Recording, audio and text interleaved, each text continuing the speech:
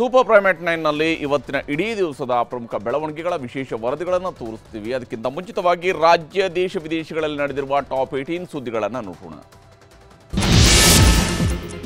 ಕಾಂಗ್ರೆಸ್ನಲ್ಲಿ ಮುಖ್ಯಮಂತ್ರಿ ಅಧಿಕಾರ ಹಂಚಿಕೆ ಆಗಿದೆ ಅಂತ ಮತ್ತೆ ಬಿಜೆಪಿ ನಾಯಕರು ಪುನರುಚ್ಚರಿಸಿದ್ದಾರೆ. ಹುಬ್ಬಳ್ಳಿಯಲ್ಲಿ ಮಾತನಾಡಿದ ಸಂಸದ ಜಗದೀಶ್ ಶೆಟ್ಟರ್, ಡಿಕೆ ಶಿವಕುಮಾರ್ ಮುಖ್ಯಮಂತ್ರಿ ಆಗುವುದಕ್ಕೆ ಶತ ಪ್ರಯತ್ನ ಮಾಡ್ತಾ ಇದ್ದಾರೆ. ಆದರೆ ಸಿದ್ದರಾಮಯ್ಯ ಅವರೇ ಸಿಎಂ ಆಗಿ ಮುಂದುವರಿಯಬೇಕು, ಇಲ್ಲದಿದ್ದರೆ ಸರ್ಕಾರವೇ ಪತನವಾಗುತ್ತೆ ಅಂತ ಭವಿಷ್ಯ ನುಡಿದರು. ಕೋಲಾರದಲ್ಲಿ ಮಾತನಾಡಿರುವ ವರ್ತೂರ್ ಪ್ರಕಾಶ್, ಸಿದ್ದರಾಮಯ್ಯನವರನ್ನ ಇಳಿಸಿದರೆ ಕಾಂಗ್ರೆಸ್ ಕತೆ ಕ್ಲೋಸ್ ಆಗುತ್ತೆ ಅಂತ ಹೇಳಿದರು.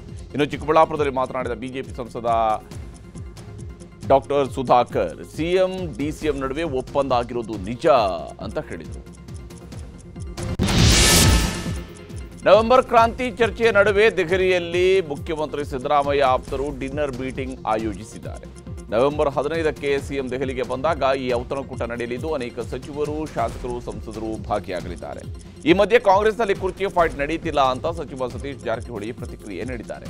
ಕ್ರಾಂತಿಯೂ ಇಲ್ಲ, ಏನೂ ಇಲ್ಲ ಅಂತ ಸಿಎಂ ಡಿಸಿಎಂ ಹೇಳಿದ್ದಾರೆ. ಎಲ್ಲರೂ ಇಲ್ಲ ಅಂದ ಮೇಲೆ ಯಾವ ಕ್ರಾಂತಿಯೂ ಆಗಲ್ಲ ಅಂತ ಜಾಣ ಉತ್ತರ ನೀಡಿದರು. ಡಿಕೆ ಶಿವಕುಮಾರ್ ಮುಖ್ಯಮಂತ್ರಿ ಆಗಬೇಕು ಅಂತ ಡಿಕೆಶಿ ಅಭಿಮಾನಿಗಳು ಹೋಮ ಹವನ ಮಾಡಿಸ್ತಾ ಇದ್ದಾರೆ. ಬಳ್ಳಾರಿಯ ಅಮೃತೇಶ್ವರ ದೇಗುಲದಲ್ಲಿ ಈ ಯಾಗ ನಡೀತಿದೆ. 5 ಹೋಮ ಕುಂಡಗಳಲ್ಲಿ ರಾಜಶ್ಯಾಮಲ ಯಾಗ, ಚಂಡಿಕಾ ಯಾಗ, ರುದ್ರ ಯಾಗ, ಸುದರ್ಶನ ಯಾಗ ಮಾಡಿಸಲಾಗ್ತಾ ಇದೆ.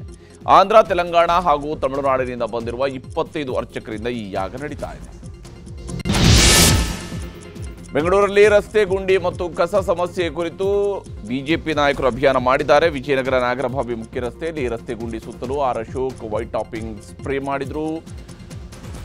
ಸರ್ಕಾರದ ವಿರುದ್ಧ ಪ್ಲಕಾರ್ಡ್ಗಳನ್ನು ಹಿಡಿದು ಆಕ್ರೋಶ ಹೊರಹಾಕಿದ್ರು. ರೇಣುಕಾಸ್ವಾಮಿ ಕೊಲೆ ಕೇಸ್ನಲ್ಲಿ 2ನೇ ಬಾರಿ ಜೈಲು ಪಾಲಾಗಿರುವ ದರ್ಶನ್ ಜೈಲಲ್ಲಿ ಶಕ್ತಿ ದೇವಿಯ ಮೊರೆ ಹೋಗಿದ್ದಾರೆ. ಕ್ವಾರಂಟೈನ್ ಸೆಲ್ನಲ್ಲಿ ಆಧ್ಯಾತ್ಮಿಕ ಪುಸ್ತಕಗಳನ್ನು ಓದ್ತಾ ಚಾಮುಂಡಿ ದೇವತೆಯ ಆರಾಧನೆಯನ್ನು ಮಾಡ್ತಾ ಇದ್ದಾರಂತೆ. ಇನ್ನೊಂದು ಕಡೆಯಲ್ಲಿ ರೇಣುಕಾಸ್ವಾಮಿ ಕೊಲೆ ಪ್ರಕರಣದಲ್ಲಿ ಪವಿತ್ರ ಗೌಡ ಸಲ್ಲಿಸಿದ್ದ ಜಾಮೀನು ರದ್ದು ಮರುಪರಿಶೀಲನಾ ಅರ್ಜಿಯನ್ನು ಸುಪ್ರೀಂ ಕೋರ್ಟ್ ದ್ವಿಸದಸ್ಯ ಪೀಠ ವಜಾ ಮಾಡಿದೆ. ನಾವು ತೀರ್ಪು ಮತ್ತು ದಾಖಲೆಗಳನ್ನು ಸೂಕ್ಷ್ಮವಾಗಿ ಪರಿಶೀಲಿಸಿದ ಬಳಿಕವೇ ಆದೇಶ ನೀಡಿದ್ದೇವೆ, ಮತ್ತೆ ಬೇರೆ ಅರ್ಜಿ ಪರಿಶೀಲನೆ ನಡೆಸುವುದಿಲ್ಲ ಅಂತ ಹೇಳಿದ್ದು ಪವಿತ್ರ ಗೌಡ ಜಾಮೀನು ಕನಸು ನುಚ್ಚು ನೂರಾಗಿದೆ.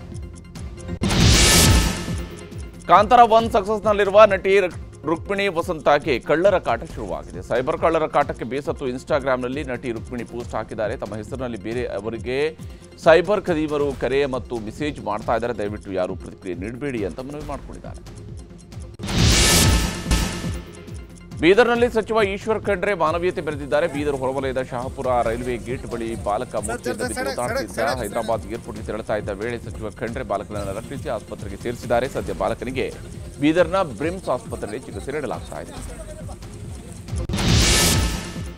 ಸಂಸತ್ ಚಳಿಗಾಲದ ಅಧಿವೇಶನದ ದಿನಾಂಕ ಘೋಷಣೆಯಾಗಿದೆ. ಡಿಸೆಂಬರ್ 1ರಿಂದ 19ರವರೆಗೆ ಚಳಿಗಾಲದ ಅಧಿವೇಶನ ನಡೆಯಲಿದೆ. ಸಂಸತ್ತಿನ ಚಳಿಗಾಲದ ಅಧಿವೇಶನವನ್ನು ಕರೆಯುವ ಸರ್ಕಾರದ ಪ್ರಸ್ತಾಪವನ್ನು ರಾಷ್ಟ್ರಪತಿ ದ್ರೌಪದಿ ಮುರ್ಮು ಅನುಮೋದಿಸಿದ್ದಾರೆ. ಈ ಬಗ್ಗೆ ಕೇಂದ್ರ ಸಂಸದೀಯ ವ್ಯವಹಾರಗಳ ಸಚಿವ ಕಿರಣ್ ರಿಜಿಜು ಎಕ್ಸ್ನಲ್ಲಿ ಮಾಹಿತಿ ಹಂಚಿಕೊಂಡಿದ್ದಾರೆ.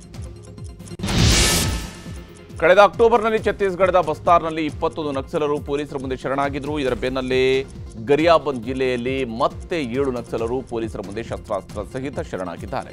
ಶರಣಾದ ನಕ್ಸಲರಿಗೆ 37 ಲಕ್ಷ ರೂಪಾಯಿಯನ್ನ ಘೋಷಿಸಲಾಗಿತ್ತು. ಫಿಲಿಪೈನ್ಸ್ನಲ್ಲಿ ಕಲ್ಮಿಗಿ ಚಂಡಮಾರುತ ಅಬ್ಬರಿಸ್ತಾ ಇದ್ದು ಸಾಕಷ್ಟು ಹಾನಿಯನ್ನು ಉಂಟು ಮಾಡಿದೆ. ಚಂಡಮಾರುತದ ಹೊಡೆತಕ್ಕೆ 188ಕ್ಕೂ ಹೆಚ್ಚು ಜನ ಸಾವಿಗೀಡಾಗಿದ್ದು 130ಕ್ಕೂ ಹೆಚ್ಚು ಜನರು ಕಾಣೆಯಾಗಿದ್ದಾರೆ. ಫಿಲಿಪೈನ್ಸ್ನಲ್ಲಿ ಬೀಸಿದ ಪ್ರಬಲ ಚಂಡಮಾರುತ ದೇಶಾದ್ಯಂತ ಸುಮಾರು 20 ಲಕ್ಷ ಜನರ ಮೇಲೆ ಪರಿಣಾಮವನ್ನು ಬೀರಿದೆ.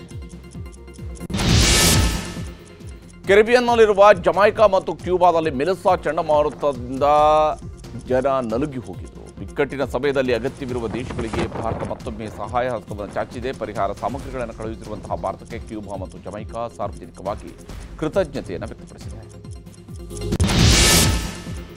ಇವತ್ತು ಕನಕದಾಸರ 578ನೇ ಜಯಂತ್ಯೋತ್ಸವವನ್ನು ಸರ್ಕಾರ ಬಹಳ ಅದ್ದೂರಿಯಾಗಿ ಆಚರಿಸಿದೆ. ಕನಕದಾಸರ ಪ್ರತಿಮೆಯ ಬಳಿಯಲ್ಲಿ ಬೆಳಗ್ಗೆ ಸಿಎಂ ಸಿದ್ದರಾಮಯ್ಯ ಪ್ರತಿಮೆಗೆ ಮಾಲಾರ್ಪಣೆಯನ್ನು ಮಾಡಿದರು.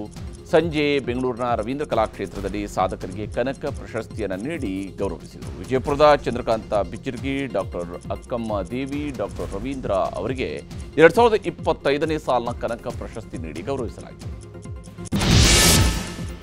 ಬೆಳಗಾವಿಯ ಬಳಿಕ ಕಬ್ಬಿನ ದರ ಏರಿಕೆಗೆ ಆಗ್ರಹಿಸಿ ಮಂಡ್ಯದ ಮದ್ದೂರಿನಲ್ಲಿ ರೈತರು ಪ್ರತಿಭಟನೆ ನಡೆಸಿದ್ದಾರೆ. ಬೆಂಗಳೂರು ಮೈಸೂರು ಹೆದ್ದಾರಿ ರಸ್ತೆ ತಡೆದ ರೈತರು ಹಾಗೂ ಕನ್ನಡ ಪರ ಸಂಘಟನೆಗಳು ಸರ್ಕಾರದ ವಿರುದ್ಧ ಘೋಷಣೆ ಕೂಗಿದರು. ಏಕರೂಪದ ಹಣ ನೀಡುವುದಕ್ಕೆ ಕಾನೂನು ರೂಪಿಸುವಂತೆ ಒತ್ತಾಯಿಸಿದರು. ಇಲ್ಲದಿದ್ದರೆ ಉಗ್ರ ಹೋರಾಟ ಮಾಡುವುದಾಗಿ ರೈತರು ಎಚ್ಚರಿಕೆಯನ್ನು ನೀಡಿದ್ದಾರೆ. ಇವತ್ತು ಉತ್ತರ ಪ್ರದೇಶದಲ್ಲಿ 4 ವಂದೇ ಭಾರತ್ ಎಕ್ಸ್ಪ್ರೆಸ್ ರೈಲುಗಳಿಗೆ ಪ್ರಧಾನಿ ನರೇಂದ್ರ ಮೋದಿ ಚಾಲನೆ ನೀಡಿದರು. ವಾರಣಾಸಿಯ ರೈಲು ನಿಲ್ದಾಣದಲ್ಲಿ ಹಸಿರು ನಿಶಾನೆ ತೋರಿಸುವ ಮೂಲಕ ರೈಲುಗಳಿಗೆ ಚಾಲನೆ ನೀಡಲಾಯಿತು. ಬಳಿಕ ವಂದೇ ಭಾರತ್ ರೈಲು ಪರಿಶೀಲಿಸಿದ ಪ್ರಧಾನಿ ಮೋದಿ ವಿದ್ಯಾರ್ಥಿಗಳ ಜೊತೆಗೆ ಸಂವಾದ ನಡೆಸಿದರು. ಜಮ್ಮು ಮತ್ತು ಕಾಶ್ಮೀರದ ಪೊಲೀಸರು ಭರ್ಜರಿ ಕಾರ್ಯಾಚರಣೆ ನಡೆಸಿದ್ದಾರೆ. ಅನಂತನಾಗ್ನ ಜೆಎಂಸಿಯಲ್ಲಿ ಮಾಜಿ ವೈದ್ಯರ ಲಾಕರ್ನಲ್ಲಿ AK-47 ರೈಫಲ್ ಒಂದನ್ನು ಪತ್ತೆ ಹಾಕಿದ್ದಾರೆ. ಡಾಕ್ಟರ್ ಅದಿಲ್ ಅಹಮದ್ ಲಾಕರ್ನಲ್ಲಿ AK-47 ಪತ್ತೆಯಾಗಿದ್ದು ಕಾನೂನು ಬಾಹಿರ ಚಟುವಟಿಕೆ ತಡೆಗಟ್ಟುವಿಕೆ ಕಾಯ್ದೆಯಡಿಯಲ್ಲಿ ವಿಚಾರಣೆ ನಡೆಸಲಾಗ್ತಾ ಇದೆ.